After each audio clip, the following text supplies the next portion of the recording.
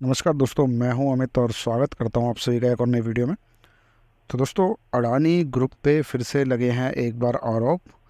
और बहुत ही अ, खतरनाक एलिगेशन इस बार यहाँ देखने को मिले हैं। इससे पहले हिडनबर्ग की रिपोर्ट भी आई थी जिसमें भी बहुत एलिगेशन लगाए गए थे अडानी ग्रुप से।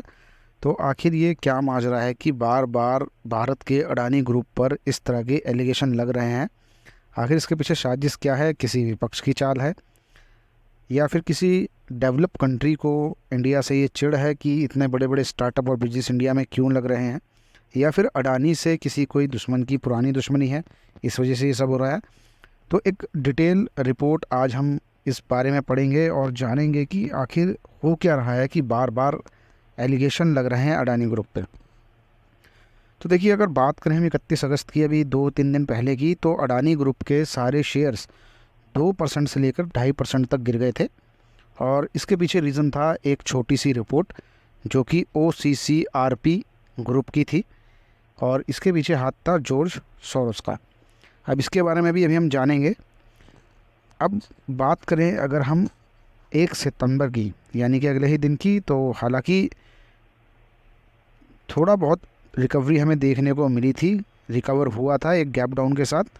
और 31 अगस्त को जबकि अडानी ग्रुप का मार्केट कैप 25,000 करोड़ का ख़त्म हो गया था, यानी कि जो रिटेलर थे तो वो तो लगभग लूट ही गए थे, मान लीजिए।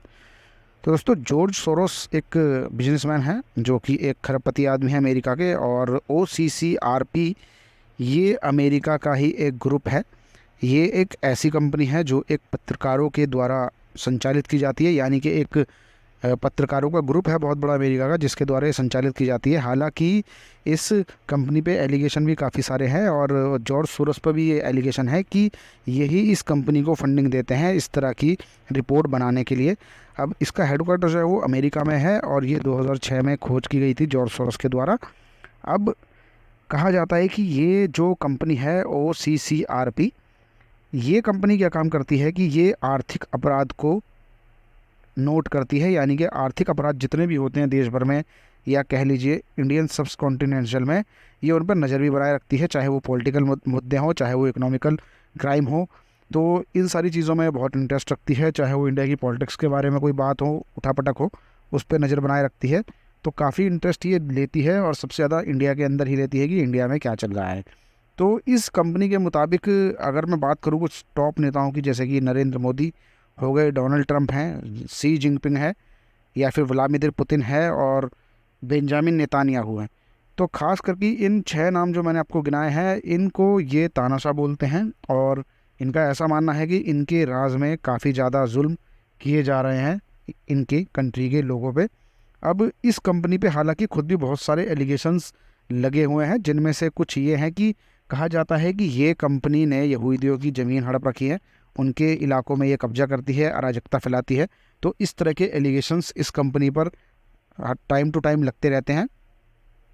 अब एक दिक्कत ये भी है कि देखा जाए तो चारों तरफ रिसेशन की मार चल रही है, रिसेशन की बात चल रही है, लेकिन भारत में ये आंकड़ा हमें बहुत कम देखने को मिलता है, या फिर यहाँ कोई बात करता हमें खास नहीं दिखता है, क्योंकि ऐसी कोई भी सिचुएशन यहाँ क्रिएट नहीं हो पाई है जिस तरह से ये रिसेशन के ऊपर बोल रहे हैं और इंडिया के ऊपर अपनी नज़र बनाए हुए हैं। तो ये कंपनी पहले क्या था कि पहले चाइना में जाती थी अपने बिजनेस और स्टार्टअप के लिए। जो भी आज यहाँ भारत में आप देख रहे हैं कि स्टार्टअप लग रहे हैं, यहाँ पे आ रही है, चाहे वो सैमसंग हो, चाहे वो Xiaomi हो, या फिर रियलमी हो। तो कहने का मतलब है टेक कंपनी है नहीं, बहुत सारे बिजनेस भी यहाँ पे दिन पे दिन लगते जा रहे हैं, बड़े बड़े प्लांट लग रहे हैं इंडिया भर के अंदर। तो शायद ये भी एक दिक्कत हो सकती है इनके लिए कि जिससे ये खुश नहीं है, और अडानी के ऊपर एक बार से फिर से ऐसे एलिगेशन लगाया है हिडनबर्ग की रिपोर्ट के बाद भी। अब हिडनबर्ग की रिपोर्ट का क्या चल रहा है उसके बारे में भी हम अभी बात करेंगे। तो अब हम फाइनली अपने मुद्दे पे आते हैं कि अब आरोप क्या है अडानी के ऊपर। तो देखिए, इस ग्रुप का ऐसा मानना है, इस कंपनी का ऐसा मानना है कि अडानी की जो कंपनी है वो खुद अडानी के ही लोग चला रहे हैं, जिनमें 2 नाम निकल के आए हैं। पहला है मिस्टर नासिर अली का, और दूसरा है चांग चुंग लिंग का। अब इनका ऐसा माना जा रहा है कि ये दोनों से अडानी फैमिली के बहुत ही ज़्यादा नज़दीक हैं, और काफ़ी अच्छे रिश्ते इनसे माने जा रहे हैं इनके। और इसीलिए इन पे ये आरोप लगाया है कि ये पुअर इनोवेशन का इस्तेमाल करते हैं, डायमंड स्मगल का आरोप भी इन पे लगाया गया है। और ये कहा जाता है कि अडानी ग्रुप के अधिकतर कंपनियों में इन दोनों का ही स्टैक सबसे ज़्यादा है और यही करता धरता है, और ये इलीगल तरीके से अडानी ग्रुप के शेयर्स को ट्रेड करते हैं। अब पुअर इन्वॉइसिंग का जो यहाँ आरोप लगा है, इनके कहने का मतलब ये है कि अडानी ग्रुप अपनी ही कंपनी से 100 रुपये का सामान 200 रुपये में ख़रीदता है, और बाकी के जो ऊपर के 100 रुपये होते हैं जो एक्स्ट्रा ये पे करते हैं, उससे वो इलीगल तरीके से अपने ही कंपनी के शेयर की ट्रेडिंग करते हैं। तो ये आरोप इस कंपनी ने अडानी ग्रुप पर इस बार लगाए हैं। अब अगर हम बात करें कि चांगचुंग लिंग और नासिर अली, इनको पीछे ये क्यों पड़े हैं और क्यों इनका नाम आ रहा है, तो इनका ये कहना है कि इनकी अपनी खुद की कुछ कंपनियां हैं जिसके बारे में इस रिपोर्ट ने छापा, इस कंपनी की रिपोर्ट में छापा है कि लिंगो इन्वेस्टमेंट लिमिटेड, जो कि चांगचुंग लिंग की कंपनी बताई जा रही है। इसके अलावा गल्फ अरिज ट्रेडिंग FZE, ये कंपनी नासिर अली की बताई जा रही है। इसके बाद मिड एशिया ओशन ट्रेड, जो कि मॉरिशस बेस है, ये कंपनी नासिर अली की बताई जा रही है। और इसके बाद gulf Asia trade and investment limited, ये कंपनी भी नासिर अली की बताई जा रही है। तो इस कंपनी की रिपोर्ट की माने तो ये चारों कंपनियां इन दोनों पार्टनर्स की हैं, और इसके हिसाब से ही इन्होंने खुद अडानी ग्रुप में अपने स्टैक को 88% तक बढ़ाया हुआ है। जबकि सेबी के रूल के मुताबिक ये कहा जाता है कि कोई भी प्रमोटर अपनी कंपनी में 75% से ज़्यादा स्टैक नहीं रख सकता है। तो ये इस चीज़ का इन्होंने यहाँ जिक्र किया है कि अपनी ही कंपनी में इन्होंने बहुत ज़्यादा स्टैक ले रखा है, जबकि इनकी खुद की कंपनियाँ इंडिया से बाहर रन कर रही हैं, और अपनी ही कंपनी के ट्रेडिंग प्लेटफॉर्म का इस्तेमाल करके ये इलीगल तरीके से अपने ही शेयर को ट्रेड करते हैं और अपने मन मुताबिक ही रेट को मोड़ लेते हैं। तो इस तरह के कुछ एलिगेशन से निकल के आए हैं। चांगचुंग लिंग और नासिर अली, ये दो नाम इस रिपोर्ट में छापे गए हैं, ये हम नहीं कह रहे हैं, ये इस रिपोर्ट में इन्होंने छापा है, इस कंपनी की रिपोर्ट में छपा है। और अब आते हैं हम हिडनबर्ग की रिपोर्ट पे।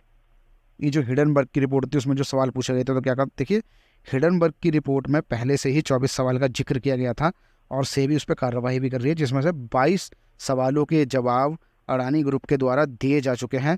सिर्फ 2 सवालों के जवाब ही अब शेष रह गए हैं, बच गए हैं, जिनके जवाब देने के लिए अडानी ग्रुप को तरफ से इंतजार कर रही है सेबी कि कब ये सवाल का जवाब देंगे।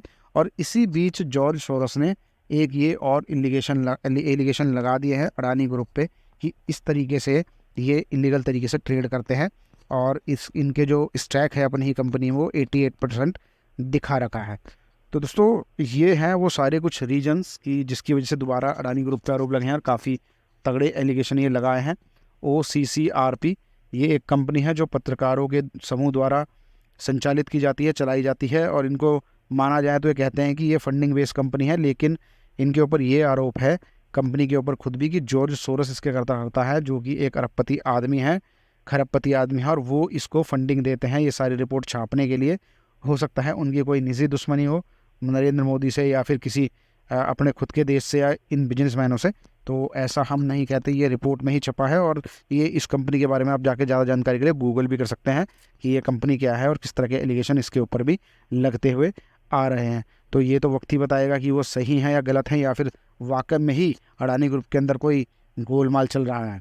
तो दोस्तों उम्मीद करता हूँ कि वीडियो अच्छी लगी होगी। अगर अच्छी लगी हो तो लाइक करना, शेयर करना, चैनल को सब्सक्राइब नहीं किया है तो सब्सक्राइब कर लेना, नोटिफिकेशन बेल को दबाकर ऑन कर लेना, ताकि सारे अपडेट आपको समय से मिलते रहें। तो दोस्तों जल्दी ही करेंगे आपसे मुलाकात किसी और नई वीडियो के साथ, तब तक के लिए टेक केयर, बाय।